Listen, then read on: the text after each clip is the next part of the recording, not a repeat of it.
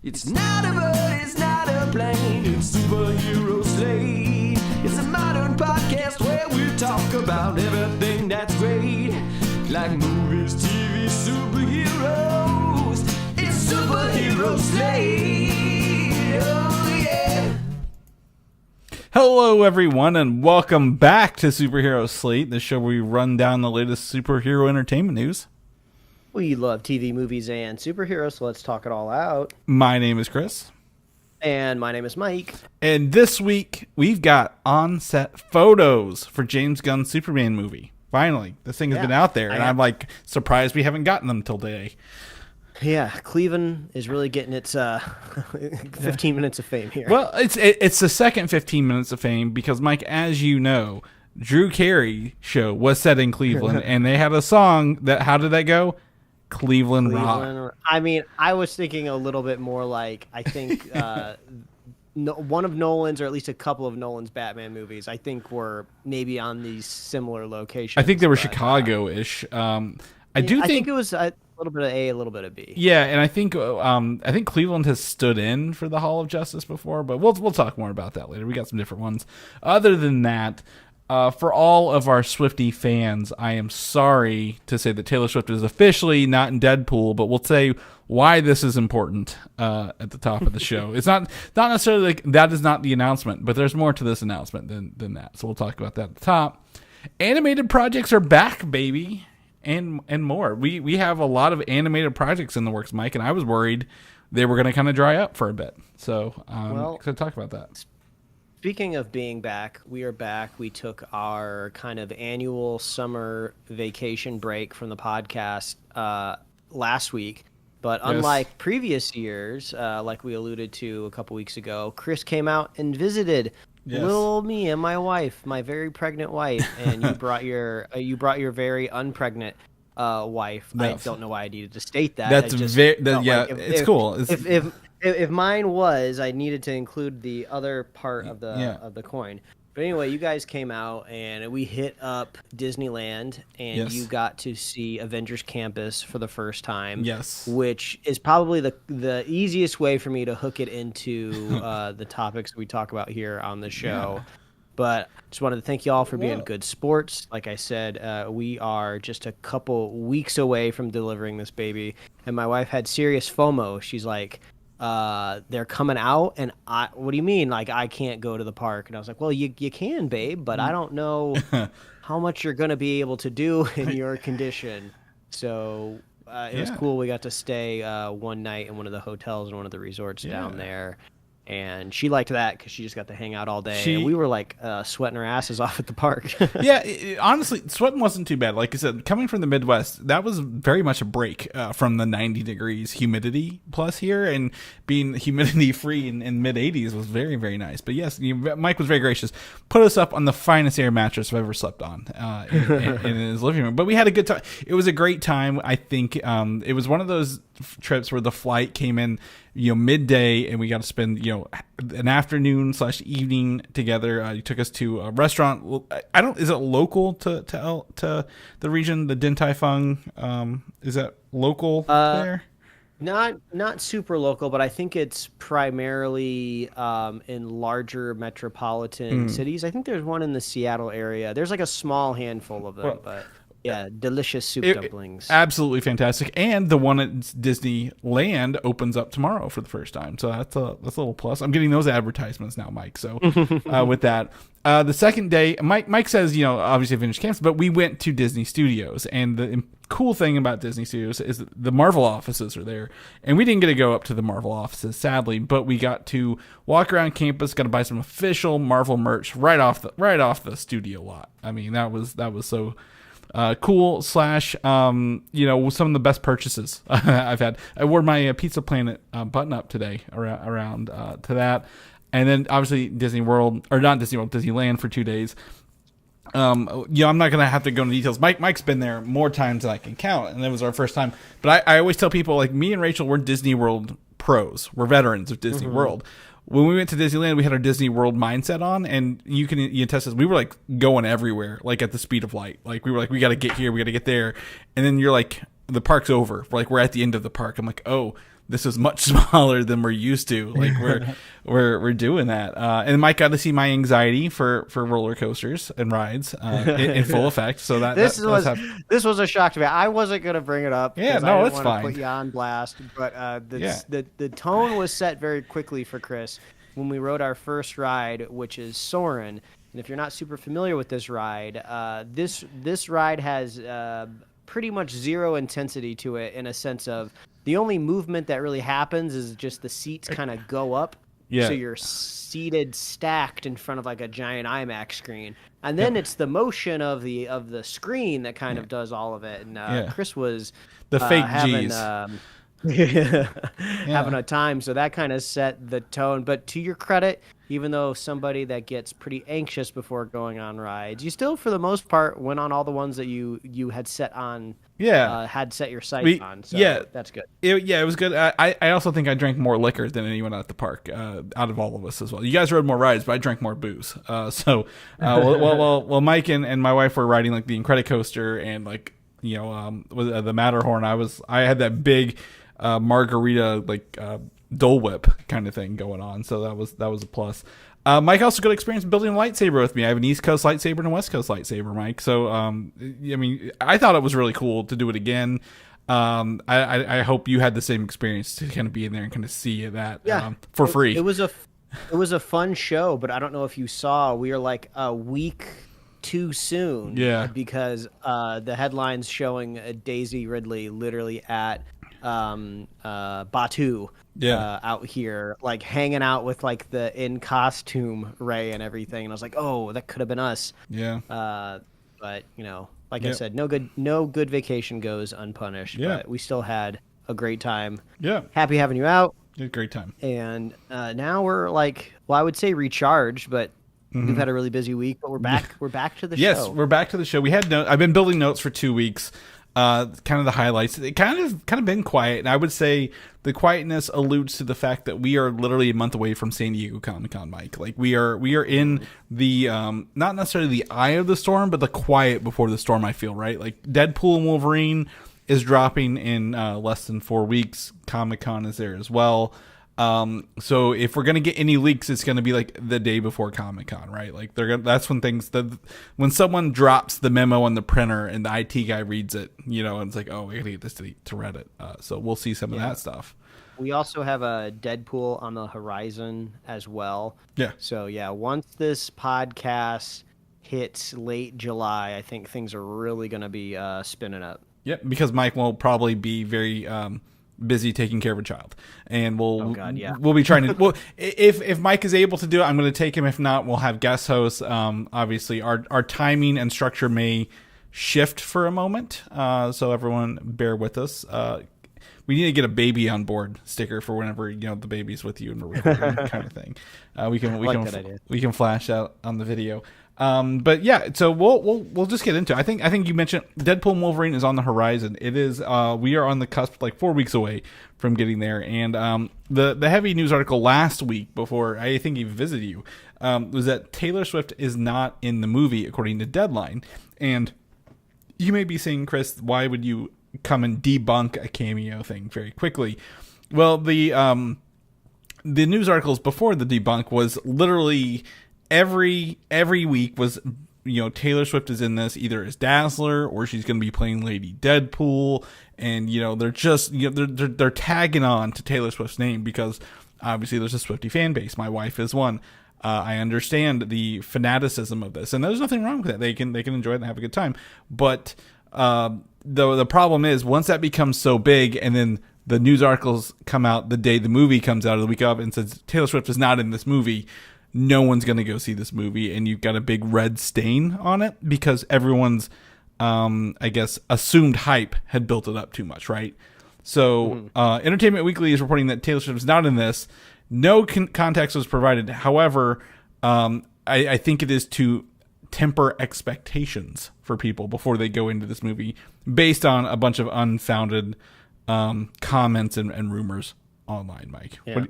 Honestly, the news is just great for the thumbnail this week on the show. I was able to put Taylor Swift in the thumbnail, so I can only assume it will increase our YouTube click-through rate tenfold. Yeah. That I was able to throw her up on there. I don't know what those new listeners are coming to look for, but just happy I was able to pull a picture of Taylor Swift and juice the stats a little bit. But yeah, no, you're totally right. When you get a star this big, you can't really like dangle the carrot out there trying to get people in, and then they watch the movie and they're not in it. I mean, it could still be a delightful surprise if the cameo is there, but I think of this more as like a broader question, right? She has become so widely acclaimed for being this all-star musician. I've even seen video essays out there of her directing and cinematography for all of her music videos, so she definitely has this talent when it comes to telling stories and writing lyrics. But I feel like we've yet to see like a pure display of her acting. I'm not saying she can't do it, but I have yet to see the sample of it, except for anytime this comes up on the show, I just oh yeah, right, she was in that movie. She was in Cats, yeah. So yeah, we still yet to see a pure example of her acting. So if there's any I'm sure there's a Swiftie out there who's put together an acting reel for her. But yeah, it is kind of funny. People are already casting the biggest star in the world. Like, well, she's got to go in the biggest franchise in the world at some point, right? Yeah. I don't know. And we've talked about the Scarlett Johansson Blonde Phantom project, right? And the top articles were Taylor Swift is talking about that role where it would be a 1950s Marvel role, not necessarily touching the MCU proper, but having like a place in the MCU that she can exist in with her content, and maybe she even does the music for it. That'd be pretty cool, right? Kind of like a Lin-Manuel Miranda scenario, kind of how he does like Hamilton.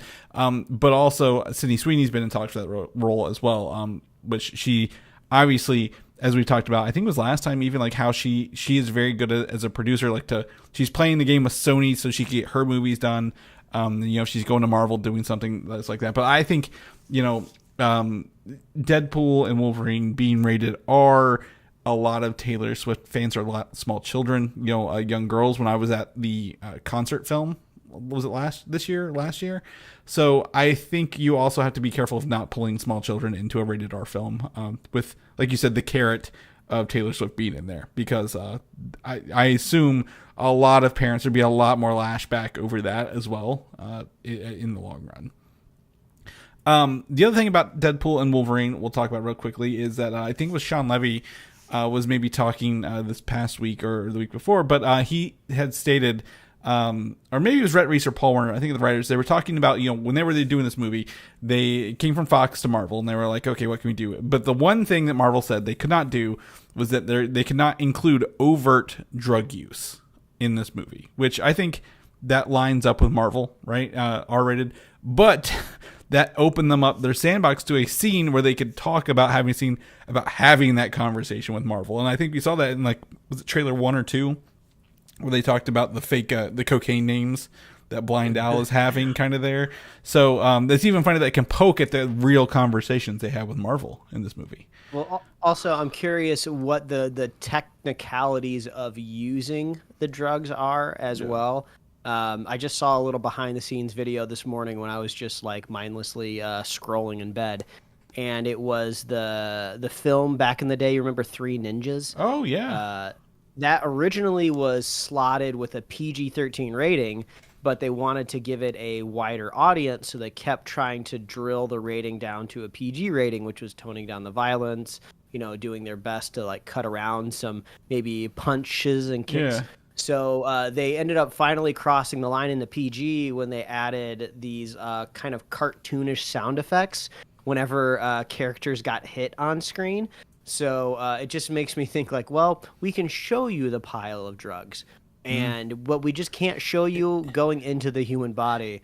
And I feel like Deadpool has the advantage of I'm pretty sure in one of the movies he's done drugs with his mask on. He puts the brick of cocaine up his mask and then punches his face and like the powder comes out everywhere. If you remember, like from that See, one, it's like, now, do you consider that drug use? We do not. It see could be exposed flour. Nostril. It could be flour. I mean, it wasn't labeled cocaine, so yeah, that's true. But we don't need that is Requiem funny for a to see- Deadpool. Like, we're not doing Requiem for a Dream kind of stuff here, right? Yeah, But yeah. that is funny to see where the line the line is drawn, though, especially here in the United States, right? We're fine with as much like severed limbs, blood all over the place, but like drugs, we still have a war on that apparently. Yeah, you gotta go sign up for Dare, Mike, to get rid of recreational drug use.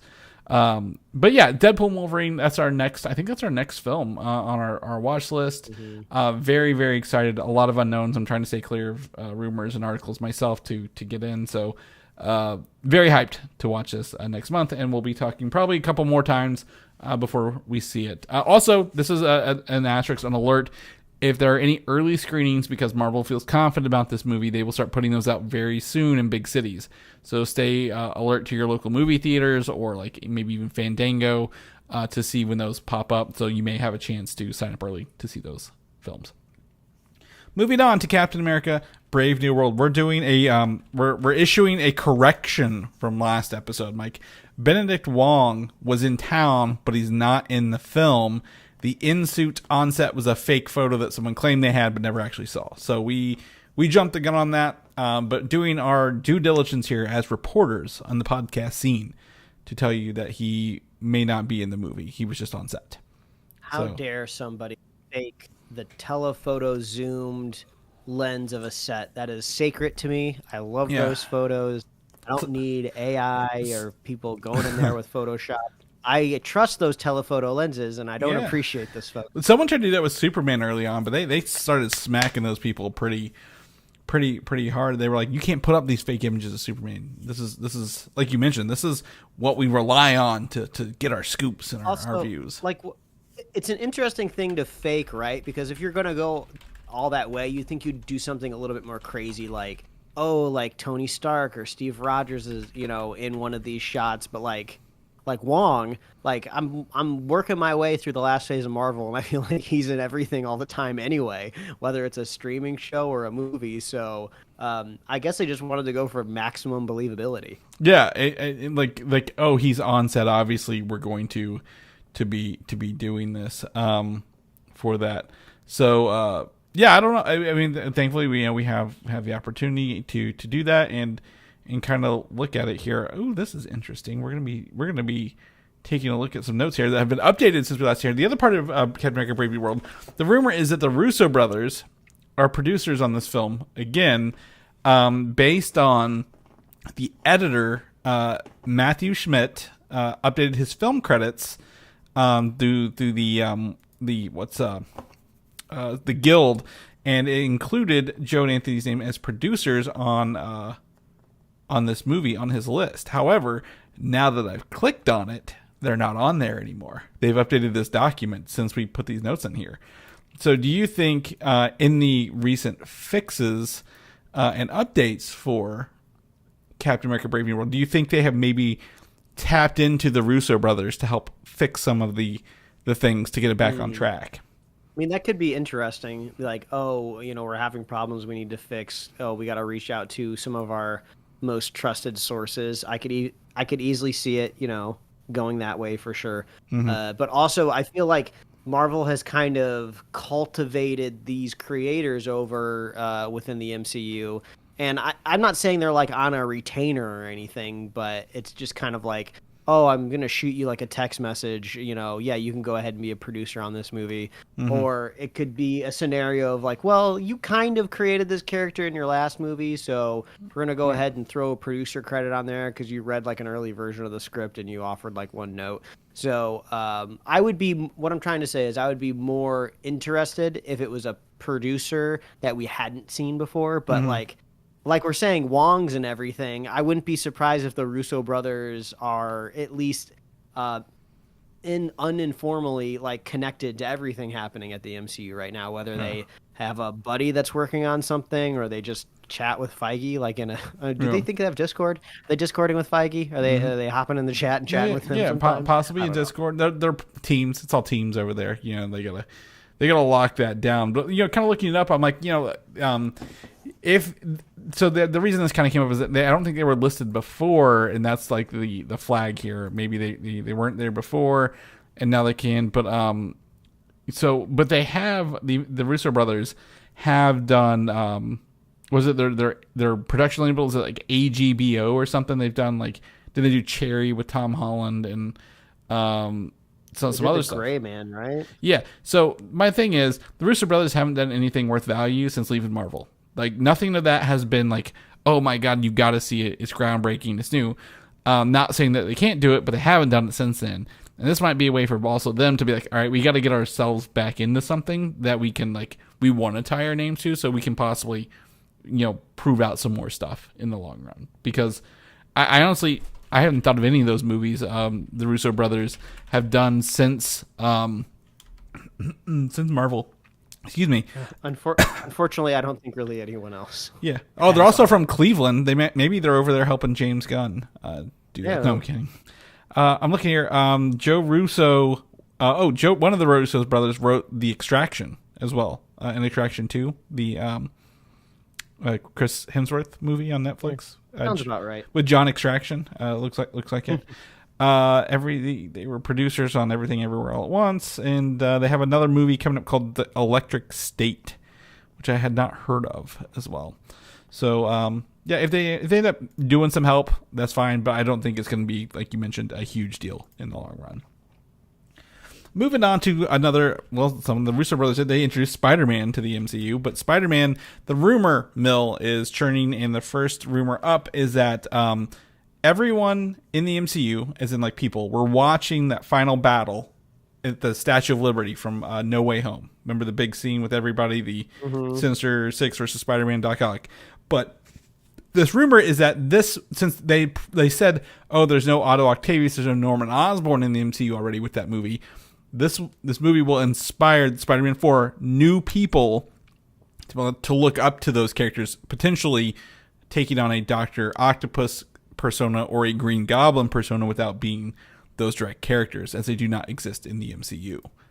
I would love to see an MCU version of these two characters, because obviously they were just essentially Spider-Man 1 and 2 versions yanked right into this, right? Like identical. Like even the actors, their personalities, the split personalities. I would love to see the MCU take on this, but at the same time, and I think you'll probably agree with me, Spider-Man has a plethora of villains that we could look at rather than the same ones over and over again.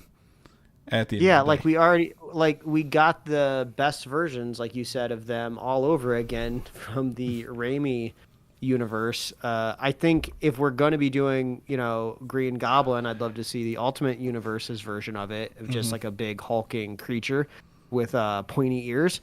I think that would be cool. It kind of sounds an Abomination. Yeah, it kind of sounds like I'm describing the Abomination.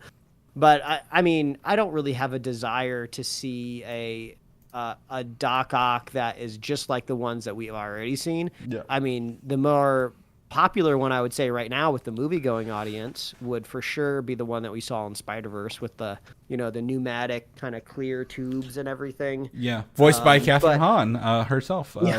But I wonder if maybe this when I first read this rumor in our show notes earlier today, I more got worried of like, oh, is this Sony's way of making more of these Spider-Man movie? Like, are they going to kind of use this as an excuse to keep these characters going? Because I feel like a Feige would try to do something a little more creative. I think this is not true. I think this may be like it's like, hey, they're in the new villains will be inspired by them, but not take on their personalities. And I think we've talked about Scorpion, right? Well, as one returning, the Shocker returning from the first movie. And then Kingpin being in the fourth one. And I've heard more of that stuff than I've heard of this rumor. And again, this rumor, the only reason I mark it as a rumor is because it probably comes from a very not a non-trustworthy source, but someone who misses more than they hit. So I can see the Scorpion being like, oh, Octopus and Norman, they use tech to empower themselves to take on Spider-Man. They weren't just regular people doing it. So since Scorpion has a vendetta against Spider-Man, he can be like, okay, I need to build something that I can use to take on a superpowered hero at the same time, rather than being like, oh, we have a new Dr. Octopus. That doesn't work if your name's not Otto Octavius, right? That's why he got that name at the end of the day. So we'll cross our fingers that we get more of this information. I'm hoping, crossing my fingers, that we get something maybe at Comic-Con. But again, Spider-Man, big asterisk here, is a Sony property. Marvel, I don't think, does any Spider-Man announcements solo. They have to do it with Sony's. And Sony also, asterisk, chooses the release dates. Disney/Marvel does not choose a release date. So when Marvel says we're doing 3 films a year, 2 films a year, Sony can be like, okay, we're also doing Spider-Man, and that's a 4th movie, but that's technically Sony's movie. So I hate this cross ownership thing, Mike. It drives me nuts trying to explain it and think about it to people, because thankfully I never grew up in a divorced family, but I can imagine this is what it's like, right? Like, who gets custody on what days and what weekends and what holidays. So we'll cover that as we get closer. An official report for Wonder Man came out this week. It was very small. I think it might have been just a small thing in maybe Entertainment Weekly or Deadline, but they did confirm that the series Wonder Man will run for 10 episodes, according to Deadline. I did put it in the notes. So I think those will be the 10. I think it'll be 10 half-hour episodes, Mike, rather than the 10 one-hour episodes, if that makes sense. Yeah, I feel like there's going to be a bit of humor and some tongue-in-cheek qualities with this type of character. So yeah, I think 30 minutes, probably makes it the most.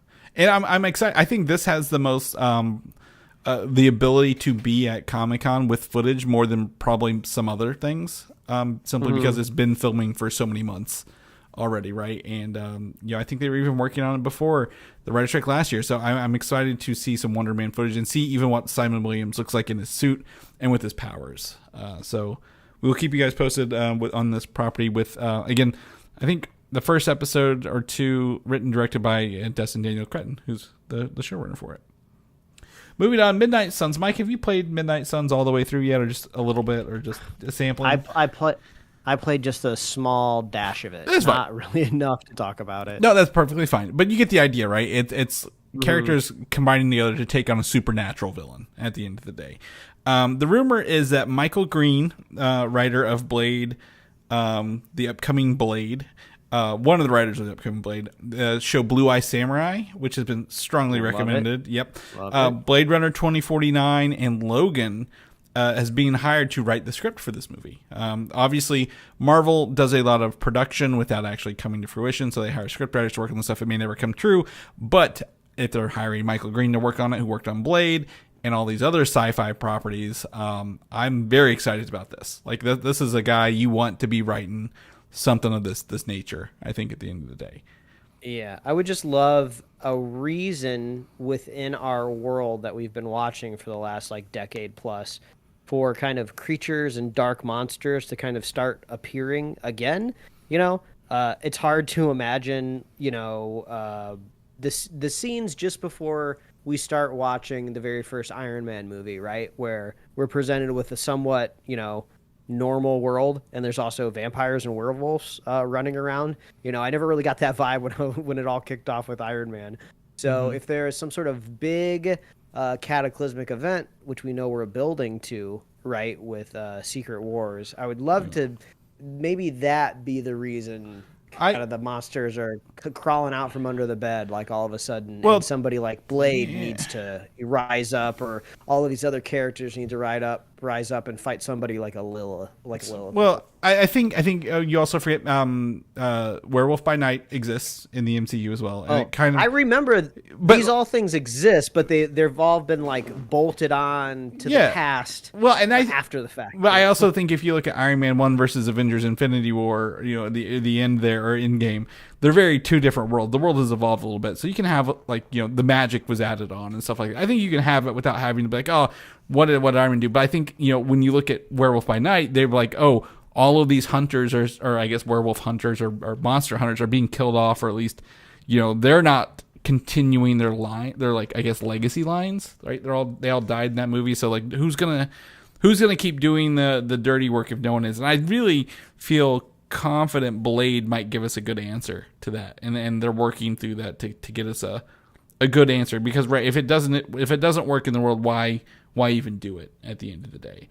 I think Midnight Suns, I think will be, and this is, this is not an officially announced movie as my notes here, but production works in the background to ensure less delays. I think this will be a post Secret Wars movie as well. You think, or do we dare think that a Secret Wars Battle World thing has a monster kind of world in it, like on that planet? Ooh, possibility. Because I know in Secret Wars comic books there was some stuff with, Man Thing, and I think he was even friends with Howard the Duck at one point in a multiverse thing. So be interested. But I think the whole point is back to Michael Green writing all these sci-fi properties, huge ones, obviously doing great work. So let's get him onto some good properties here. People may or may have not watched this, caught this. It kind of popped up and went away. The Penguin, the TV show, that is a spinoff / sequel of The Batman, is releasing this September on HBO Max, and there's a trailer here to kind of celebrate that, release announcement that is coming in September.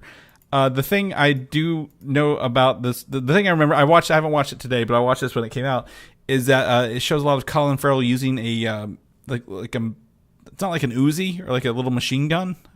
Yeah, like an Uzi or a mini. He uses that quite a bit in this trailer, and he's just kind of like flinging it around like nonchalantly, and I was like, well, I guess that's kind of realistically how a weapon like that might work. I mean, walk into like a 10 by 10 room, and you don't really need to point that thing so much. Like, it's probably gonna hit something. And he doesn't strike me as someone who's like gone to the gun range to practice either. Like, he's just picked up a gun and be like, all right, whatever it hits, kind of thing. Yeah.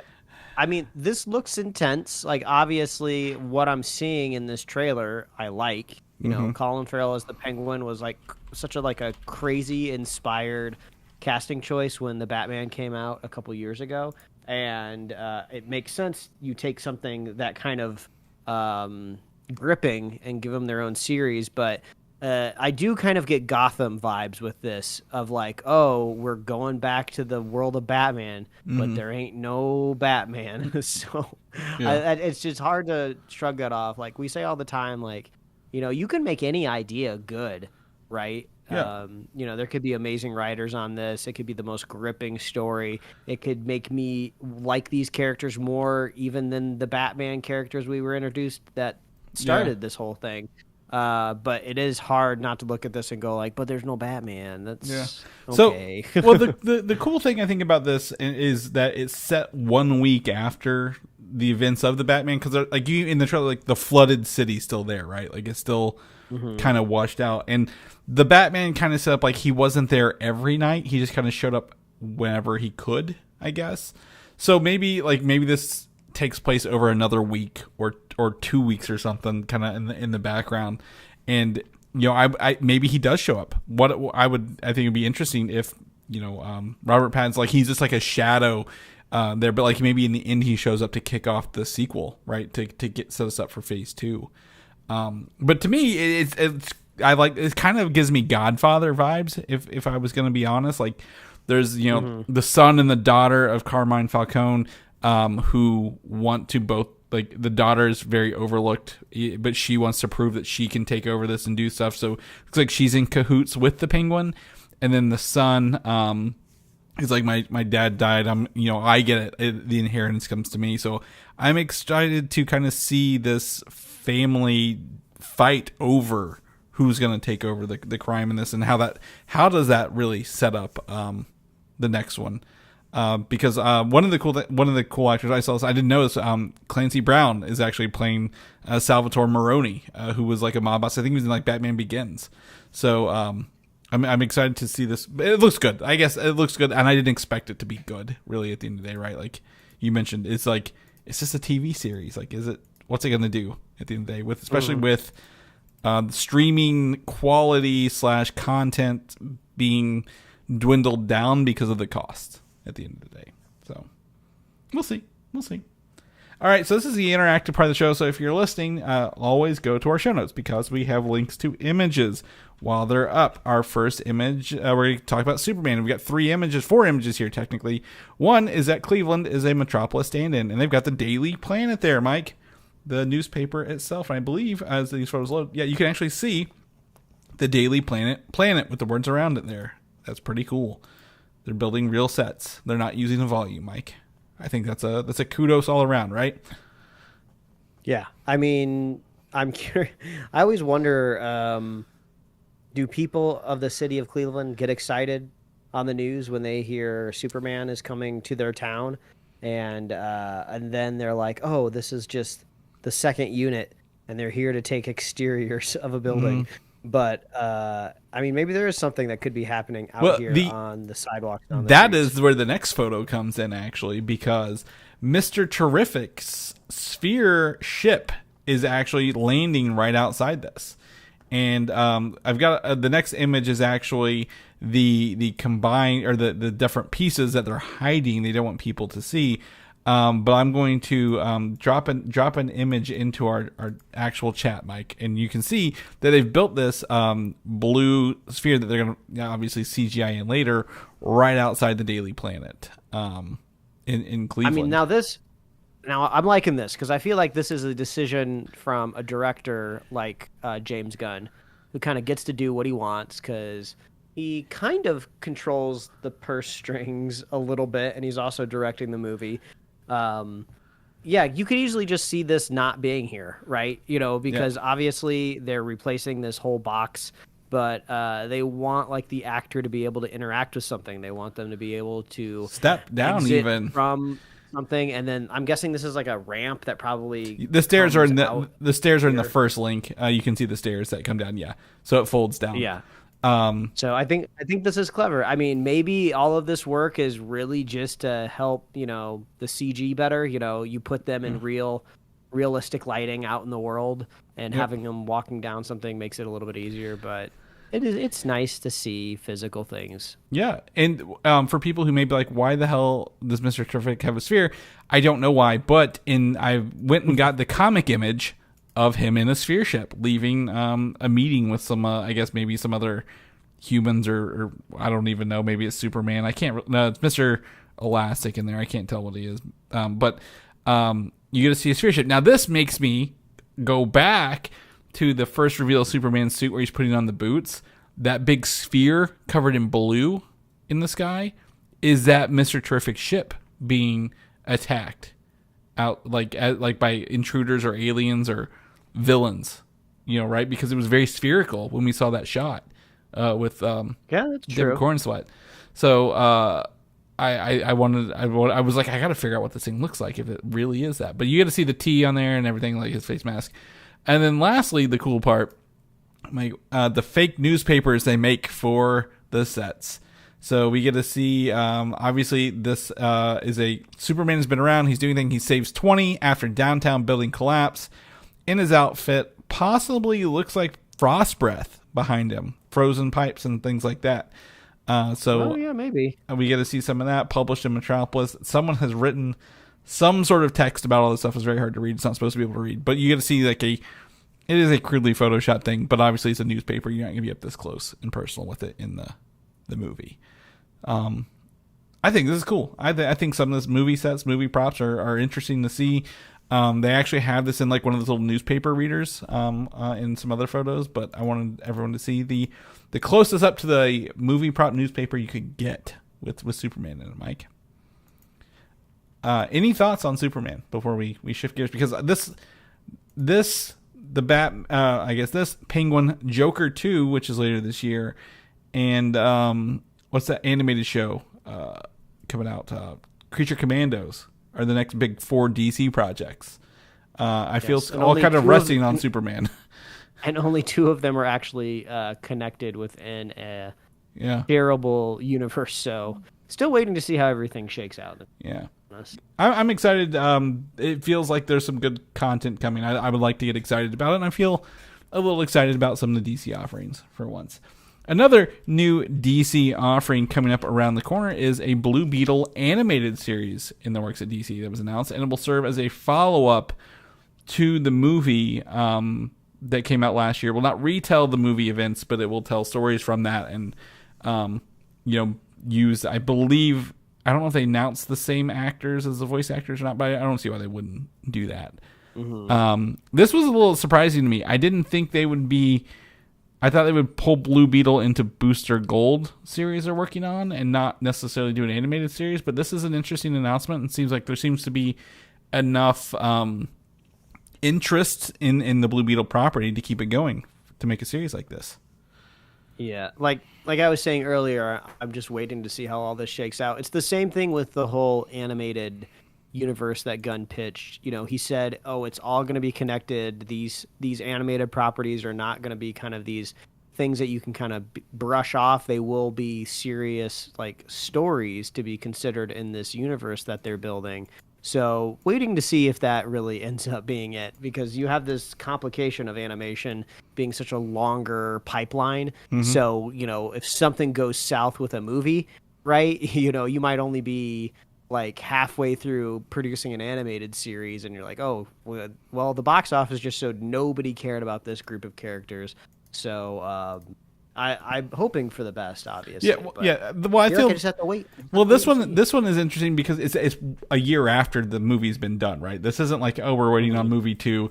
There's no movie to announce. This is technically, it has been called a DCU character, but also not a DCU movie kind of thing, right? With James Gunn, he's been very ambivalent on which one this actually is. So I'm interested to see if they carry it forward, if they're really going to bring him forward, or if they have no interest at all, and this is just to kind of maybe placate some producers in the meantime with the character, right? Like, we have to do something.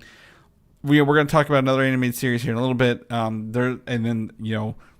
Some animated movies. There's some probably cheap ways to make some animation, and I think, and correct me if I'm wrong, I believe the Hispanic/Spanish market for Blue Beetle is much bigger than us in America, so maybe they're making it with that in mind. Like, hey, we're going to get this, it's going to be in English and Spanish, and we're going to market this to the Spanish-speaking countries way more because of the character origins and the family aspects. So, I don't know. I'm interested to see it. I was just kind of surprised they came out with something like this a year later. Moving on, the spinoff of Harley Quinn, Kite Man, is now called Kite Man Hell Yeah, which is apparently a line they use in the comic book. And the series will debut July 18th on Max. I'll be honest, I have no interest in this. I've not watched much Harley Quinn other than maybe some of the first season. So this is good for people who are fans of Kite Man and the animated series. I'm glad you guys are getting some content out of this. Mm-hmm. That's about all I have. Anything else you want to add to Kite Man? Hell yeah! other than the title's pretty funny. I think the title's pretty funny, but it seems like it's titled for the audience that is intended for. Mm-hmm. Yeah, I don't think we're gonna get season 2 of this. So unless a lot of people turn out, and it's pretty good. If it's good, like we said, anything can be good. We'll watch it. We'll let you guys know. But next month, this will be coming out right the same week as Deadpool. God, that's a bad time. It's a bad time for them. Moving on, Tales of the TMNT, Tales of the Teenage Mutant Ninja Turtles is coming out. The sequel series to the animated, was it Rise of the Teenage Mutant Ninja Turtles? Is that? Yes. No, Mutant Mayhem. It was just Mutant Mayhem. It was just Teenage Mutant Mayhem. There's so many turtle titles out, and there's only going to be more. But the series will have the turtles doing solo stories before reuniting. So it looks like they're going to focus on. Again, they're obviously in high school. They're adjusting to being accepted by people in the city. So they'll probably have some solo stories and then reunite as they come together towards the end. 12 episodes debut August 9th on Paramount Plus. Yeah, I like the movie. There's so much TV content out right now, Mike. I have a hard time keeping up with it and then also finding the time to consume it. Do you find that being the same thing right now? Like we're at the end of the writer's strike, and actor's strike is now like paying off a year later. Like, oh, there's the stuff we've been holding on to. I mean, it's a tale as old as time, and people have been talking about like this kind of like glut of content that we've had for the last feels like decade, and even what we've seen with more like recent Marvel, where when you're being offered so much, it feels like not much is special anymore. Like remember when like we first heard of the concept of like wait, they're turning this movie into a TV show, and wait, they're actually bringing the actors back who are the main character. It's just like those things were just like unfathomable, and we were like so excited by the concept. But now it's like just par for the course. Like I keep thinking that every time I see that Paramount Plus has like a Knuckles show. Like, are you kidding me? Like the fact that there is a Sonic movie and there's been a couple of them now is already like mind blowing enough, and apparently they're good. I keep hearing, and then the fact that there's a streaming series with like just Knuckles, and I do not feel compelled to go out of my way to watch them. It's just wild. Whereas like if something like that, even like replace it back in like 10 years earlier, like it's crazy how much things have changed. And even though I absolutely loved Mutant Mayhem, I'm probably not going to go out of my way to watch the episodic stuff, but I'll definitely be here for a sequel of the film. I think the movie. I think, there's reasons we'll talk about a little bit, but like right now we are in House of Dragons, The Boys, and The Acolyte coming out right now, and there's probably other shows that are coming out that are not on my radar. Bridgerton Part 2 just ended, right, for the season 3, whatever. God, there is so much fucking series coming out right now, and I would say I'm not paralyzed with choice. I just don't have the desire to watch it right now. I'm like, it's summer. I like to be outside a little bit more in the summer, despite the heat and sometimes my pale complexion, Mike. But I don't want to sit down and watch an hour of content inside. And by the time it is that, it's like 10 o'clock, and I don't want to be watching that stuff at like 10 o'clock. So I just feel, I agree with you. There's just a lot releasing at the same time. I wouldn't say necessarily the specialness of it is I feel overwhelmed by the amount of hours you have to spend to even catch up with some of it, right? Like 4 episodes of The Boys out, I think, are out. 4 of The Acolyte. I'll be transparent. I've not watched The Acolyte at all. You've watched more than I have. And I'm just like, I might just wait till it's done at this point and then just try to watch it at my own pace. Rather than keep up with that. And I think Tales of TMNT, it's not bad. I have nothing against, again, this doesn't reflect the quality of the show. I'd just rather watch the movie next, right? Like, hey, let's just get to the next film. I know they're getting to the next film, and this doesn't stop that, but I think I'd like to watch that next. But speaking of movies and shows and stuff like that, we're going to talk about Transformers 1. This is more just a report. The Annecy Film Festival, which is the animated film festival / series festival we talked about, it was like 2 weeks ago, 2 weekends ago. And they screened Transformers 1, and apparently they had multiple applauses throughout the film and even a standing ovation at the end of this movie, which, again, I watched the trailer right before this as I was kind of getting some imagery ready. Did not expect that. I actually truly did not expect that kind of reaction at a film festival for this. Reviews are not allowed, so we don't have reviews, but the overarching things is that it's a visually stunning film with a great story. And I'm like, it doesn't look like it has a great story based on the trailer I've seen, so I would love to know what I'm missing. Yeah, that's good to hear. It should be noted, though, that a standing ovation at a screening or a film festival is a good indication, but it's not always like a truthful standing ovation, right? I've never been in a movie myself where at the end everyone stood up and cheered, but they're kind of creating environments that encourage that at film festivals. People in the audience know the creators and the directors are there, or in some part there are representatives there, so they feel more compelled to cheer. But still, it doesn't mean it happens every time, so that is good news. I'm trying to also remember back to the trailer. It was just so bizarre to watch it, because I was like, I didn't even know this was happening. I didn't know Transformers was still popular enough to warrant an animated feature film, but hey, people are responding well. Maybe this is where Transformers goes in the future, just all animated. Yeah, I think there's that live action one we've talked about. They're going to do that anyway. I think it's a $1 billion franchise in China, and with the toys, Transformers will always be toys first kind of thing. So I'd be interested, but I would also go against you. Like, yeah, a film festival, same situation normal, but like it's an animated film festival, and they report on this because that's not normal at animation film festivals either. They're like, most of the time when you're at a real life thing, all the actors and stuff are there. The animated ones, like, it's a smaller gathering. So I'm interested to see, like, if it gets that much that it even got to the news, like, that's where I'm kind of like, okay, I like to see it. But the trailer's not selling it. We went and saw Inside Out 2 Thursday at around noon, I think. And they showed the trailer for it. And I'm like, this looks like a kid's comedy kind of show rather than something I'd be like, I'd love to see it. But as we've said before, Pixar movies are notoriously bad at cutting trailers for them, and the movies come out great. So maybe it's one of those situations. I will go see this probably, or at least I will watch it. Maybe not go watch it. I'll find a way to watch this when it comes out and let you guys know. Watchmen, we discovered this kind of at the same time when we were together last week. Watchmen is getting an animated release, an animated movie release with 2 parts, part 1 and part 2 coming out. And I've linked the trailer for the announcement here. And the animated adaptation will be rated R for graphic nudity and follow the graphic novel, not necessarily Zack Snyder's version. And you and I both agreed, and I put the note here, it looks like the What If style animation for this movie.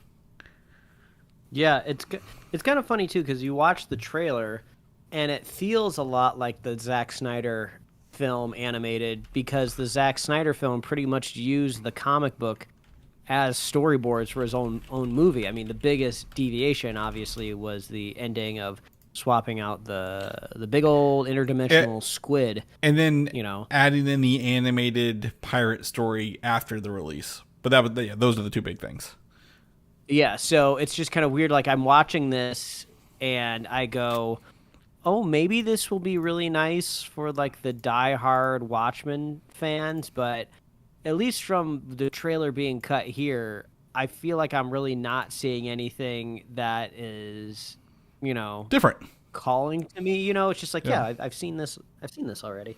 Yeah, I think the thing is, and we always said, What If wasn't ugly; it was just a different art style. But I'm very interested to see them use that here. It even looks like there's like maybe some like a lower frame rate at times, right? Like maybe like a 20 frame rate, especially like later on, like Rorschach moves his head. I'm like, oh, that's kind of glitchy looking, but it's obviously a creative choice. But I will probably again watch this just to see it. But I'm very curious to maybe see why they chose this animation style for this movie and what the reason behind making it was. Right, whenever they could have just use their standard Warner Brothers animation, like how they do all the Batman movies and Justice League movies. Like, you could have just done that and done the same thing. So I'd be interested to know if maybe it's a cost thing or it's easier to do the 3D models like this. And it's not the story, it's not the movie, it's actually just the making of what has me juiced for it. But speaking of Zack Snyder, I did say this for here, and this was an interesting official announcement. The Rebel Moons director's cuts of both versions are dropping the same day on Netflix on August 2nd, Mike. So book off that whole day. You're going to need 10 hours to probably watch both of these. But you're not returning to it. We know. But the first one is now called officially Chalice of Blood, which we reported on months ago. And then the second one is now officially called Curse of Forgiveness instead of the Scargiver. They just love indulging Snyder, don't they? Because like I'm just imagining the scenario of some casual viewer opens up Netflix. How are they even determining what they are and aren't supposed to watch within this this cinematic universe that he's bringing up? Like, it's like, what was so wrong with just saying like unrated? Like, honestly, that I feel like, or like director's cut, that's always been like a marketing term, right? Like, if you were alive in the DVD era where every week you went to Best Buy to pick up the newest DVD release, right? It was unrated director's unrated cut. cuts, That's what that's what moves these things. So, well, the interesting part is, again, it's not the films, it's the making of these, is that he said that these Chalice of Blood and Curse of Forgiveness, and we talked about it before, are a parallel universe story of the same thing, but it's more R-rated. Like, I would love to see, I guess, unbiased video essay on the changes, the differences. I was literally about to say the same thing. I do not want to put in the effort for this for these films anymore. I wouldn't remember. I could watch them, and I could not tell you what happened in one and what was in the other one at this point. But I think a video essay would tell me. But I want unbiased. We don't need to sit here and just run Zack Snyder into the ground or Netflix in the ground for what they're doing. I just want to know what the changes are, and then say, did they release a making of kind of documentary? Because I would love to, that would be something to just, I would probably dig my nails in that more than the actual movies, right? Why did you do this? What was your idea? Why did you steal from everything else? But why? So for those who are interested and want to watch them, again, Chalice of Blood and Curse of Forgiveness are coming out August 2nd on Netflix. The Boys, season 4 is now going on. 4 episodes are in. I put 3, but that was last week. First 4 episodes of season 4 are out now of an 8-episode season, so they're halfway through. The confirmation, the news here is not that there are 4 episodes out, is that the show will end with season 5, Mike. Is it Eric Kripke? Whatever the director, Kripke, whatever his name is.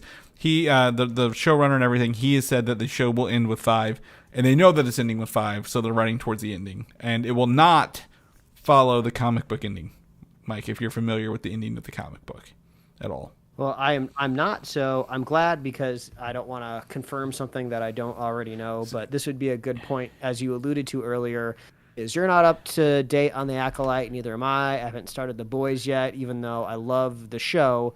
So we will ingest these and talk about them on the show sooner rather than later. But, it's one of those things where it's actively airing, and I am absolutely exhausted with the online discourse between those two shows. And it brings me to the next point is I would love to see maybe some sort of new Rotten Tomatoes alternative or IMDb alternative to rise up and do some sort of verification review system, because the review bombing, it's so annoying and it's dumb, and I hate the headlines, and I hate how it just undercuts the integrity of just reviewing something, of just trying to get an unbiased opinion. I can't get an unbiased opinion right now of this season of The Boys or The Acolyte, because there seems to be some sort of groundswell of people that are hating something without really taking it with a critical eye. Now, obviously, you still have the critic component of it as well with these review websites that is helpful, but it still doesn't stop people from filling my freaking social media feeds with all this all these dumb takes. So my pitch is somebody makes a website, and you go to all of these streaming partners and all of these studios, and you try to create some sort of verification system, have them create an API that your review website that can plug into, and you're only allowed to review something if your account has actually watched it. Now, if you don't like something, right, there's a chance that you might not finish it, so that's fine. So, maybe there could be a minimum of, you at least got to watch half of the first episode or something like that, or at least 20% of the content before you arrive at your decision, before you can review it. And I know it's not going to stop all of the reviewing, right? Yeah. But it's going to stop a groundswell, right? If you actually have to put an effort to review something. And it's probably not a good business model, because you're locking a bunch of people out. You're putting too many steps between somebody reviewing something. I get it.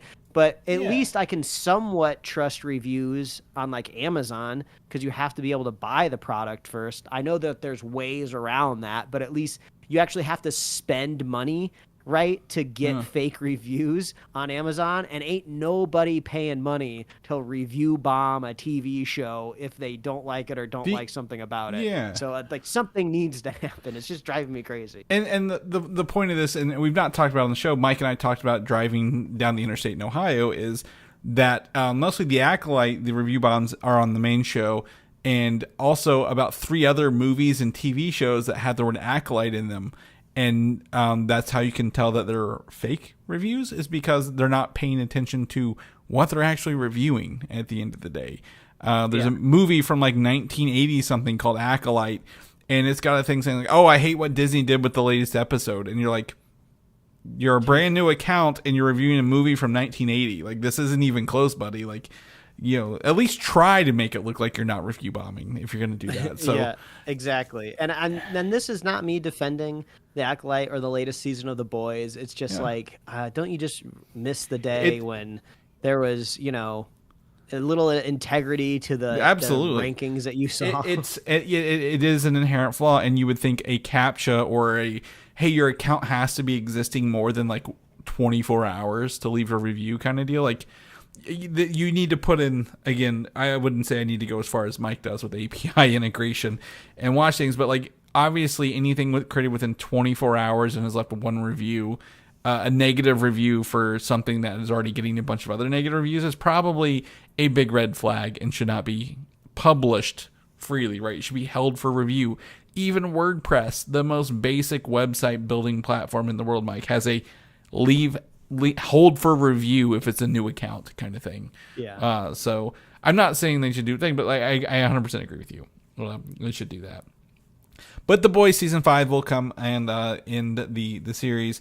Do you want to know how the comic book ends, or do you want to wait? No. Okay. Don't great. tell me, because if you tell me how it ends, I know that scenario is not going to play out. And if I think that scenario organically, I will be bummed. Well, the scenario has already been kind of debunked in season 3 even. Like, it was very much, what they did in season 3 ruined any chance of them doing the comic book, and he just kind of confirmed that again. So I won't tell you, but if you come across it, you'll know. You'll be like, oh, there's no way they can do that, but it'll be interesting.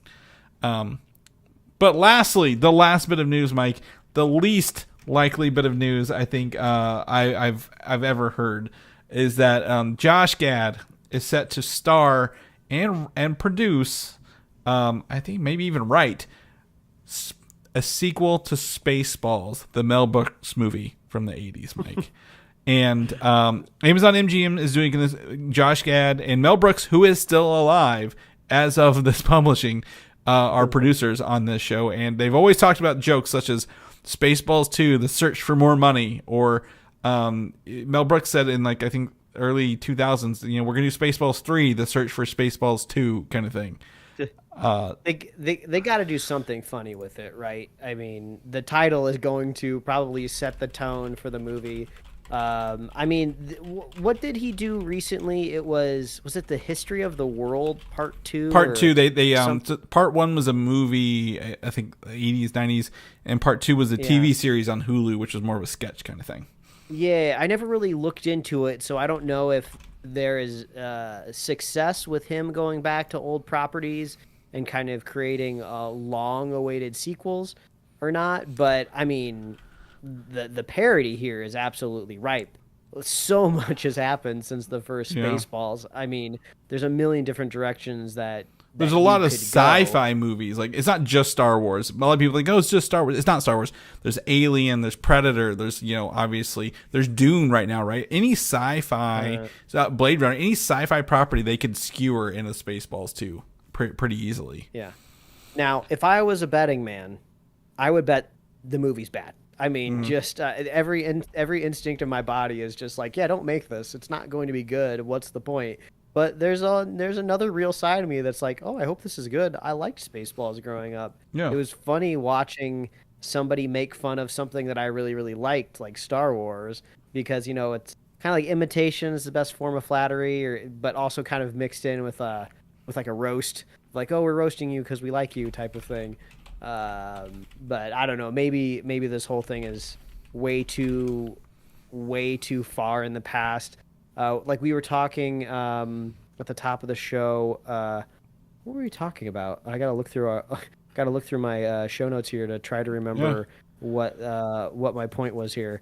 But I mean, Spaceballs has already been done, and it was kind of like a straightforward parody, right? But so much has transpired since then that I feel like if you're going to kind of skewer the current state of sci-fi Star Wars movies, like you got to have like a very unique kind of tooth to it, right? No. Because it's not going to be as simple of a formula anymore, I think, is what I'm trying to point at. Right. Well, and I think, Mel Brooks, he had a string of films that skewered stuff, right? Like Blazing Saddles, Spaceballs, Robin Hood Men in Tights, Young Frankenstein even, right? But he had like, I would say, and I hate to say this, but because a lot of comedians say humor was different back then. What you could do in a movie was very different.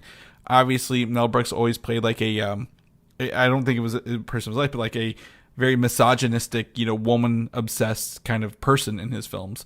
Or, they would, make fun of things you wouldn't make fun of anymore, or say things you really couldn't say in a movie anymore. But so I'm interested to see how they pull back. But knowing, again, Josh Gad, who got to start doing Book of Mormon, right, as one of the characters, and then doing a lot of comedy and stuff, I think he has the ability to do some funny things with this.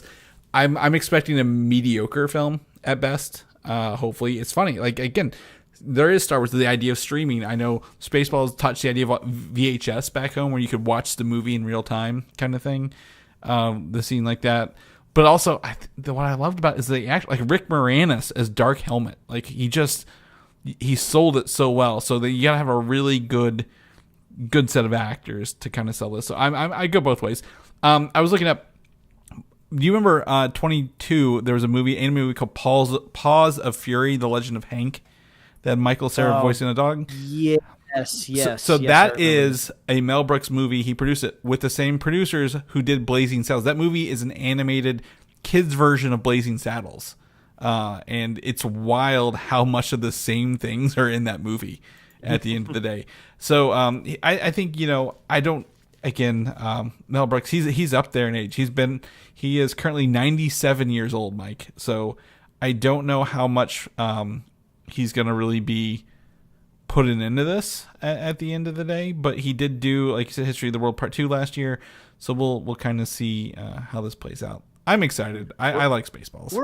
We're hoping for the best, obviously. Yeah. I'm just saying, if I was a betting man, there's a very clear place I would put my money. Oh, absolutely. I mean, you would be dumb not to say this does not have anything in its favor. Like it does have a couple things, but it's going to be a long shot. But again, we've been surprised by less at the end of the day. But that's the show. I thought we'd have more notes over 2 weeks, but like I said, calm before the storm, before Deadpool and Wolverine, before Comic-Con, 2025, all that stuff. But if people know what you're up to, what you're doing, Mikey, where can they find you at? Oh, they can find me and my webcomics at liferewardsrisk.com and pickledcomics.com. Chris, if people want to catch up with you, where can they find you? Find me on Instagram, Valdan87, VALDAN87. I'm really bad about posting photos from our trip, so I'll do that, Mike. Me and Mike got trapped in a Funko box. Not really, but it is a fun photo. That Funko store was impressive. Yeah. Like I am not a Funko guy at all. I can appreciate the business that they've built, for sure. But that store experience was rad. They had like so many cool like 3D, what do you even call them? Like molds, statuettes. Yeah, they were like 6 to 10 foot tall. Pop figures, like quote unquote life size, if you will, but the whole setup's like the aerial broken boat under the sea kind of thing too. Like it's a nice store, and I like Funkos. I don't collect them anymore, but I had a good time with that. That was a good one. But if people want to know about the show, they can come back every week and listen to us, except last week. But next week we'll be back with more. Where can they find that at? Oh, as always, just hit up superheroslate.com. Remember domain names before everything was on social media? That's called a website. That's where you go to find all the things that we do. I'm getting salty all of a sudden at the end of the podcast for no reason. But you can find us on Apple Podcasts, YouTube, Spotify, wherever else you love to listen to find podcasts. You can get merch at superheroslate.com/store. We love hearing from you. What's making you crotchety? What's steaming your broccoli? Reach out and let us know. We love hearing from you. And we love our super fans. If you're a super fan of this show or you want to be a super fan of this show, it's oh so easy to do. All you have to do is share the show with a friend. Share the show with a buddy. And we will be here every week, folks. That's right. We'll see you guys next week.